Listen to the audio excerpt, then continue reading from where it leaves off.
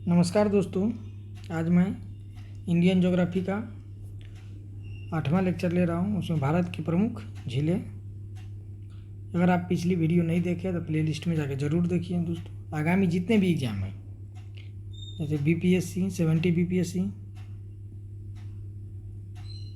70 BPSC, UP PCS, RO ARO, BPSC, शिक्षक भर्ती 3.0 सभी के लिए महत्वपूर्ण है।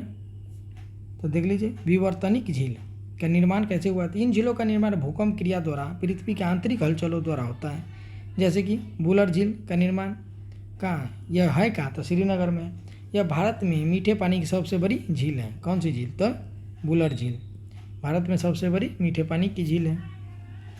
क्रेटर झील ज्वालामुखी क्रिया द्वारा निर्मित हुआ है। क्रेटर झील का निर्माण कैसे हुआ, ज्वालामुखी क्रिया द्वारा हुआ है। इन प्रकार की झीलों का निर्माण ज्वालामुखी क्रिया द्वारा होता है। ज्वालामुखी क्रिया द्वारा निर्मित क्रेटर में पानी भरने से इन झीलों का निर्माण होता है। जैसे कि महाराष्ट्र की लोनार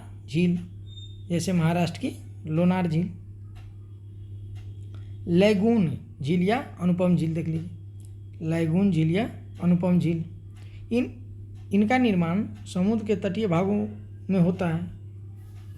लैगून झील और अनुपम झील, इसका निर्माण कैसे होता है, तो निर्माण समुद्र के तटीय भाग में होता है। जैसे कि चिल्का झील उड़ीसा में हुआ है। यह भारत के सबसे बड़ी लैगून झील है। कौन सी, चिल्का झील, याद रखिएगा। यह अन्य झील पुलिकट झील आंध्र प्रदेश एवं तमिलनाडु, अष्टमुडी केरल में, कोलेरू झील आंध्र प्रदेश में। तो याद रखिएगा, ये सब समुद्र तटीय भागों से द्वारा निर्मित हुआ झील है। हिमानी निर्मित झील, इनका निर्माण हिमानियों के द्वारा होता है। जैसे कि राकसताल, नैनीताल, सातताल, भीमताल, ये जितने कहाँ हैं, उत्तराखंड में। दोस्तों, कोई भी झील में ताल लग गया तो समझ जाइए कि वो कहाँ है, उत्तराखंड का है।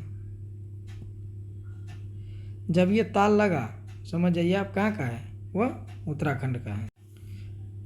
उसके अंत में ताल लगा तो आप समझ जाइए, देखिए जैसे ताल हो गया तो समझ जाइए कि उत्तराखंड की झील है।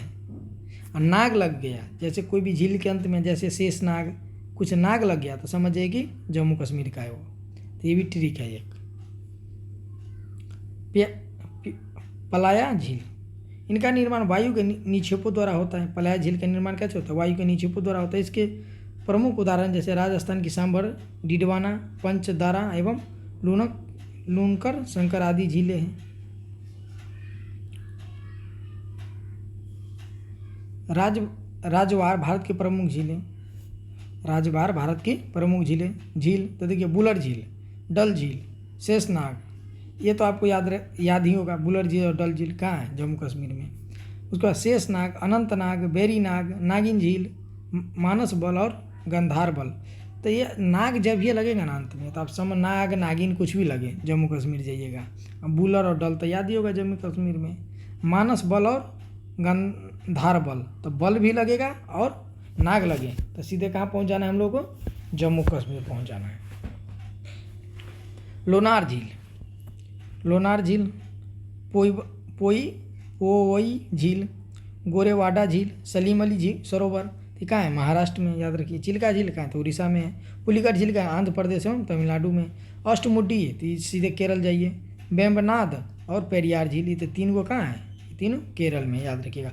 अष्टमुडी तो सीधे आप पूछेगा तो आप जाइए कहाँ, अष्टमुडी तो केरल, वेम्बनाड भी केरल में, पेरियार झील भी केरल में। कोलेरू झील का है दोस्तों, तो आंध्र प्रदेश में। कोलेरू कहाँ, आंध्र प्रदेश में। सांभर झील तो आप याद होगा कि राजस्थान में है, लेकिन डिडवाना और पंचपदरा और लूनक रनसर, ये भी राजस्थान में है। देख लीजिए, ताल, राकसताल, नैनीताल, सातताल, भीमताल, खुरपा ताल, समताल, पूना ताल, जितने भी ताल लगा होगा आप उत्तराखंड जाइएगा।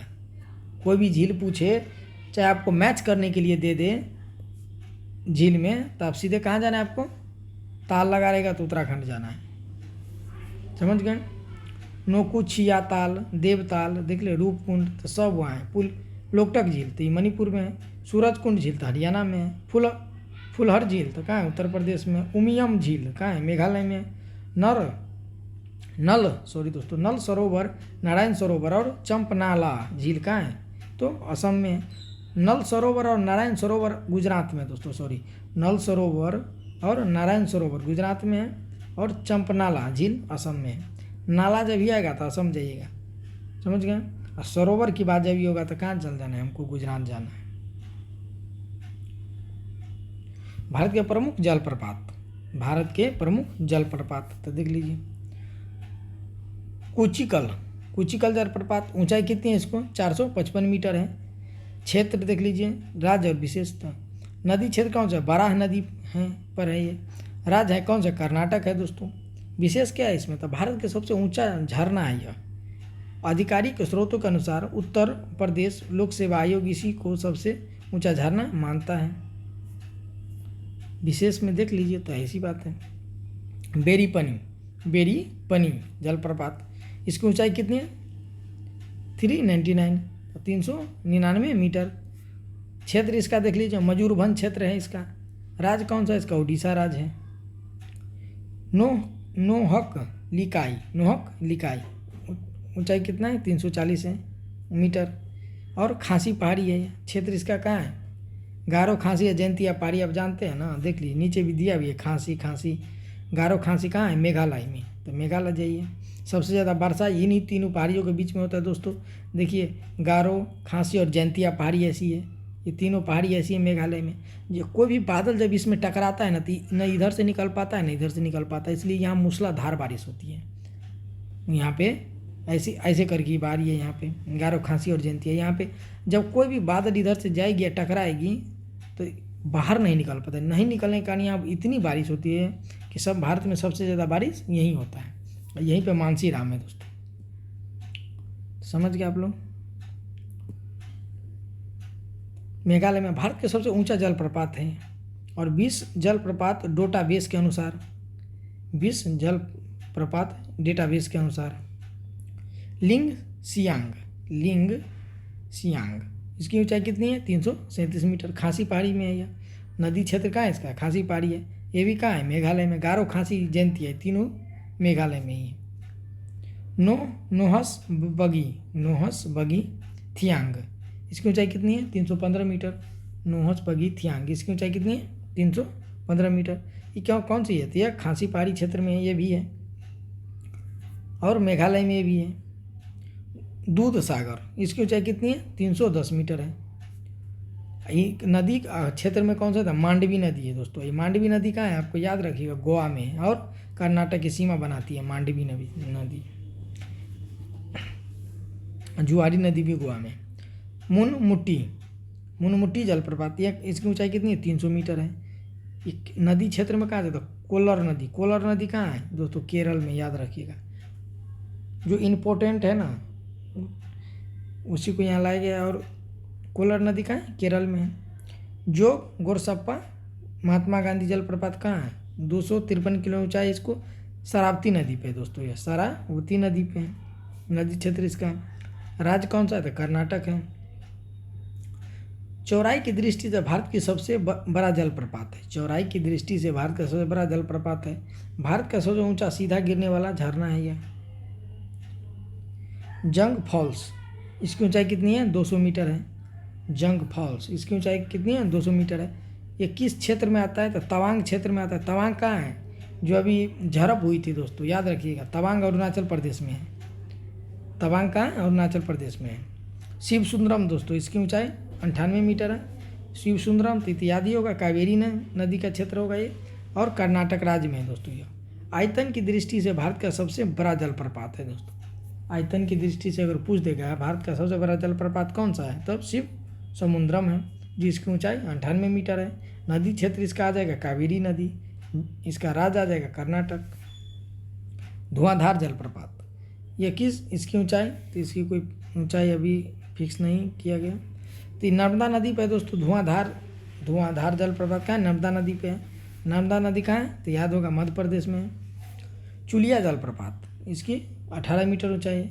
कहाँ है? चंबल नदी पे दोस्तों। चंबल नदी, इसका क्षेत्र कहाँ है? चंबल नदी। और राज्य कौन सा है? राजस्थान। माधर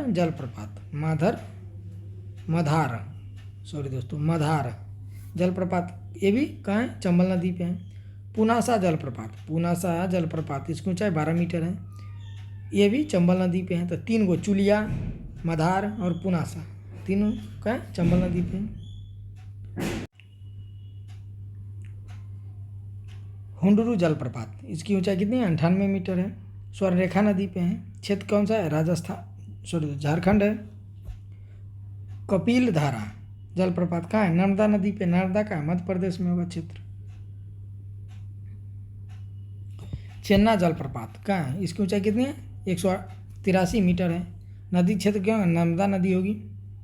नर्मदा कहाँ है, यह मध्य प्रदेश, राजस्थान। डूडूमा जलप्रपात, इसकी ऊंचाई 175 मीटर है। नदी क्षेत्र इसका क्या है, मस्कुंड नदी होगा, कहाँ है, उड़ीसा में होगा। तो ये सब क्वेश्चन अब पूछ सकता है, जो क्वेश्चन नहीं पूछा है ना वही क्वेश्चन सब अब पूछेगा। मस्कुंड नदी। जोराडा जलप्रपात, जोराडा जलप्रपात, इसकी ऊंचाई 157 मीटर है। क्षेत्र क्या है इसका, मयूरभंज क्षेत्र है, उड़ीसा में है। मयूरभंज तो आप जानते ही होंगे, उड़ीसा क्षेत्र है।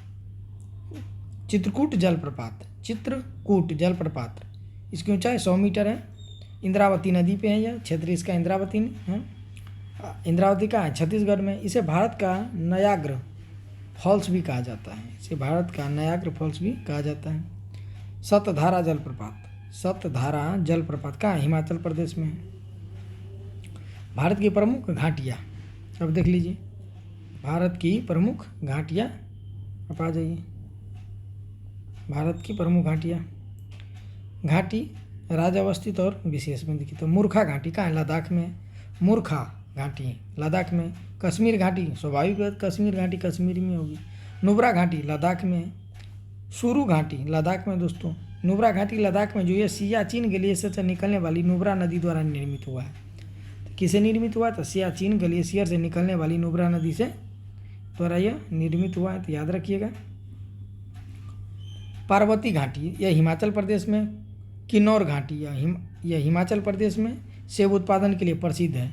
तो पूछ देगा कि सेब उत्पादन के लिए कौन सी हिमाचल प्रदेश में कौन सी घाटी प्रसिद्ध है, तो याद रखिएगा किन्नौर। कौन सी घाटी, किन्नौर। पांगी घाटी हिमाचल प्रदेश में है। तो कुल्लू घाटी तो हिमाचल पर है। सांगला घाटी हिमाचल में। चंबा घाटी हिमाचल में। कांगड़ा घाटी हिमाचल में दोस्तों। मलाना घाटी हिमाचल में। तो आप देख लीजिए हिमाचल में कितनी सारी घाटियाँ हो गई, ये सारे हिमाचल की हैं। ये जो 8 घाटियाँ हैं ये सारे हिमाचल की है दोस्तों। कौन सा, पार्वती, किन्नौर घाटी, पांगा घाटी, कुल्लू घाटी, सांगला घाटी, चंबा घाटी, कांगड़ा घाटी और मालना घाटी। कहाँ है यह, हिमाचल प्रदेश में। ऐसे याद रखिएगा इसको। कुल्लू घाटी हिमाचल में, इसमें धुआंधार एवं पीरपंजा श्रेणी के बीच अवस्थित है। सांगला घाटी जो हिमाचल में ही है, इसका अन्य नाम बास्पा घाटी भी है। चंबा घाटी जो हिमाचल में है, इसमें चंबा, मारभौर, डलहौजी एवं खजियर पर्यटक स्थल इसी में है। मालना घाटी हिमाचल में, हिमाचल प्रदेश का छोटा यूनान के रूप में प्रसिद्ध है यह। अब उत्तराखंड की देख लीजिए। उत्तराखंड में कितने तो सौर घाटी उत्तराखंड में। नीलांग घाटी, जोहार घाटी, फूलों की घाटी उत्तराखंड। तो 4 घाटियाँ हो गई। जो नेलांग घाटी है यह गंगोत्री नेशनल पार्क में अवस्थित है। और जोहार घाटी जो है उत्तराखंड में है, यह इसका अन्य नाम है मिलाम घाटी एवं गौरी गंगा घाटी भी इसको के नाम से जाना जाता है इसको। जुक्कू घाटी, ये याद रखिएगा दोस्तों, क्योंकि सब लोग हिमाचल प्रदेश या मान लीजिए कश्मीर वगैरह उत्तराखंड का घाटियाँ पढ़ते हैं, लेकिन कुछ कुछ ऐसे घाटी जिसको लोग नहीं पढ़ते, जैसे जुक्कू घाटी पूछ देगा तो ये नागालैंड में, याद रखिएगा। क्वेश्चन तो यहीं से बनेगा, अगर पीसीएस का लेवल जो देख रहे हैं आप, कुछ बनेगा तो यहीं से बनेगा। थुयांग यूथांग घाटी कहाँ है, सिक्किम में। यूथांग घाटी कहाँ है, तो यह सिक्किम में है। यूथांग घाटी कहाँ है, सिक्किम में है।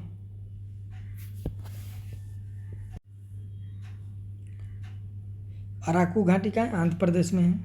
नेओरा घाटी कहाँ है, दार्जिलिंग पश्चिम बंगाल में है। कंबम घाटी कहाँ है, तमिलनाडु में है। शांत घाटी कहाँ है, केरल में। जैव विविधता के लिए प्रसिद्ध है ये। दोस्तों अब चैप्टर 4 आ गया, भारत की जलवायु आ गई। इसमें चैप्टर 4 आ गया, भारत की जलवायु, इसको भी देख लीजिए। किसी स्थान अथवा देश में लंबे समय के तापमान, वर्षा, वायुमंडलीय दबाव तथा पवनों की दिशा व वेग का अध्ययन व विश्लेषण जलवायु कहलाता है। संपूर्ण भारत को जलवायु की दृष्टि से उष्णकटिबंधीय मानसूनी जलवायु वाला देश माना जाता है। दोस्तों भारत की जो जलवायु है वह क्या माना जाता है? उष्णकटिबंधीय मानसून जलवायु माना जाता है। उष्णकटिबंधीय मानसून जलवायु वाला देश माना जाता है भारत को। भारत में उष्णकटिबंधीय मानसून जलवायु पाई जाती है। मानसून शब्द की उत्पत्ति अरबी भाषा के मौसिम शब्द से हुई है। कहाँ से हुई है? मौसिम शब्द हुई है। मौसिम शब्द का अर्थ है पवनों की दिशा का मौसम के अनुसार उलट जाना। पवनों की दिशा का मौसम के साथ उलट जाना। भारत में अरब सागर एवं बंगाल खाड़ी से चलने वाली हवाओं की दिशा में ऋतुवत परिवर्तन हो जाता है। इसी संदर्भ में भारतीय जलवायु को मानसूनी जलवायु कहा जाता है। भारत में 2 तरह से जलवायु होती है, आपको पता होनी चाहिए कि एक बंगाल की खाड़ी से आती है और एक अरब सागरीय रहती है। जैसे देख लीजिए, अरब सागरीय यहाँ से जाती है, ये बंगाल खाड़ीय वाली हो गई। तो 2 तरह के मानसून। भारत को जलवायु प्रभावित करने वाले कारक तो देख लीजिए, स्थिति व अक्षांशीय विस्तार। स्थिति व अक्षांशीय विस्तार। तो भारत उत्तरी गोलार्ध में स्थित है। दोस्तों भारत कहाँ स्थित है? तो उत्तरी गोलार्ध में भारत स्थित है। कर्क रेखा भारत के लगभग मध्य से होकर गुजरती है। कर्क रेखा भारत के लगभग मध्य से होकर गुजरती है। अतः यहाँ का तापमान उच्च होता है। ये भारत को उष्णकटिबंधीय जलवायु वाला क्षेत्र बनाती है। यह भारत का उष्णकटिबंधीय जलवायु वाला क्षेत्र बनाती है। समुद्र से दूरी, तो भारत 3 ओर से समुद्र से घिरा हुआ है। भारत 3 ओर से समुद्र से घिरा हुआ है। भारत के पश्चिम तट एवं पूर्वी एवं दक्षिण भारतीय क्षेत्र पर समुद्रिक जलवायु का प्रभाव पड़ता है, किंतु उत्तरी पश्चिम भारत और उत्तरी पूर्वी भारत पर सामुद्रिक जलवायु का प्रभाव नगण्य है। उत्तरी पर्वतीय श्रेणियाँ, तो इसमें देख लीजिए, हिमालय क्षेत्र भारत की जलवायु को प्रभावित करता है। यह मानसून की अवधि में भारतीय क्षेत्र में वर्षा का कारण भी बनता है तथा शीत ऋतु में तिब्बतीय क्षेत्र से आने वाली अत्यंत शीत लहरों में रुकावट पैदा कर भारत को शीतलहर के प्रभाव से बचाने के लिए एक आवरण या दीवार की भूमिका निभाता है। भू-आकृति। भारत की भू-आकृति संरचना पहाड़, पठार, मैदान, रेगिस्तान भी भारत की जलवायु को प्रभावित करते हैं। अरावली पर्वतमाला का पश्चिम भाग एवं पश्चिम घाट के पूर्वी भाग आदि वर्षा कम मात्रा में प्राप्त करने वाले क्षेत्र हैं। हाँ जी दोस्तों, ये हो गया पूर्वी घाट और ये क्या हो गया? पश्चिमी घाट हो गया। तो पश्चिमी घाट में तो भरपूर वर्षा होती है, लेकिन पूर्वी घाट में वर्षा, क्योंकि ये वृष्टि छाया में आ जाता है, वृष्टि छाया क्षेत्र में आ जाता है, इसलिए यहाँ कम वर्षा होते हैं पश्चिमी घाट के अपेक्षा। पश्चिमी घाट के अपेक्षा पूर्वी घाट में कम वर्षा होते हैं, क्योंकि वह वृष्टि छाया क्षेत्र में आ जाते हैं, प्रभावित करते। अरावली पर्वतमाला का पश्चिमी भाग एवं पश्चिमी घाट का पूर्वी भाग आदि वर्षा की कम मात्रा प्राप्त करने वाले क्षेत्र हैं। मानसूनी हवाएं भी भारतीय जलवायु को प्रभावित करती है। हवाओं में आर्द्रता की मात्रा, हवाओं की दिशा एवं गति आदि भारतीय जलवायु को प्रभावित करती हैं। ऊर्ध्व वायु संचरण, जेट स्ट्रीम का तो नाम आप लोग सुने ही होंगे। जेट स्ट्रीम ऊपरी क्षोभ मंडल में आमतौर पर मध्य अक्षांश में भूमि से 12 किलोमीटर ऊपर और पश्चिम से पूर्व तीव्र गति से चलने वाली एक वायुधारा का नाम है। इसकी गति सामान्यतः 150 से 3 किलोमीटर प्रति घंटा होती है। किसकी? जेट स्ट्रीम की जो गति होती है सामान्यतः वो कितनी होती है? 150 से 300 किलोमीटर प्रति घंटा होती है। उष्णकटिबंधीय चक्रवात और पश्चिमी विक्षोभ। तो इसका क्या होता है? उष्णकटिबंधीय चक्रवात का निर्माण बंगाल की खाड़ी और उष्णकटिबंधीय चक्रवात का निर्माण बंगाल की खाड़ी और अरब सागर में होता है। यह प्रायद्वीपीय भारत के बड़े भूभाग को प्रभावित करता है। यह क्या करता है? प्रायद्वीपीय भारत के बड़े भूभाग को यह प्रभावित करता है। दक्षिण दोलन संदर्भ ऑसिलेशन। दक्षिण दोलन संदर्भ ऑसिलेशन। जब कभी भी हिंद महासागर की ऊपरी सतह का दबाव अधिक हो जाता है तब प्रशांत महासागर के ऊपर निम्न दाब बनता है। जब प्रशांत महासागर के ऊपर उच्च दबाव की दृष्टि होती है तब हिंद महासागर के ऊपर निम्न दाब बनता है। तो दोनों महासागरों के इस उच्च एवं निम्न वायु दाबीय अंत संबंध को ही दक्षिण दोलन कहते हैं। एल नीनो इनके प्रभाव के कारण भारत में कम वर्षा होती है। एल नीनो के प्रभाव के कारण से भारत में क्या होती है? कम वर्षा होती है। ला नीनो, एक एल नीनो होता है, एक क्या होता है? ला नीनो होता है। तो यह एल नीनो के विपरीत संकल्पना है।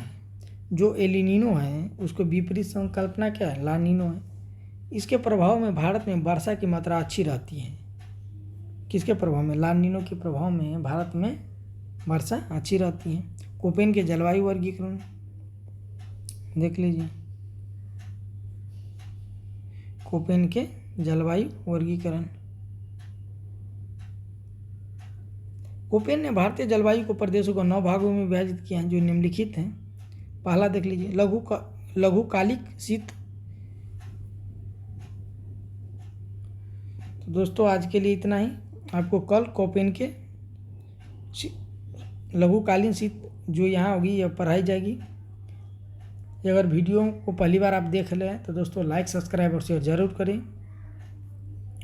कल आपको पढ़ाया जाएगा लघुकालिक शीत ऋतु सहित मानसूनी जलवायु AWM, जो कि अभी हाल ही फिलहाल में BPSC में क्वेश्चन पूछा गया था। AMW, AW, AS। तो ये आपको कोपेन के जलवायु वर्गीकरण कल पढ़ाएंगे।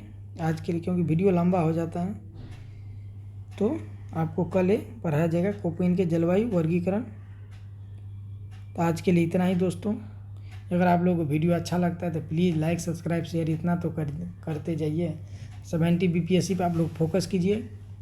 अभी कुछ पेपर मैथ्स का भी तैयार कीजिए आप लोग, और PT पे कुछ टाइम दीजिए और साथ चलिए। इसी तरीके से आपको हिस्ट्री भी पढ़ाया जाएगा। NCERT का भी बैच, उसमें साइंस चल रहा है दोस्तों। इसी तरीक़े से NCERT का आपको हिस्ट्री और ज्योग्राफी भी पढ़ाया जाएगा।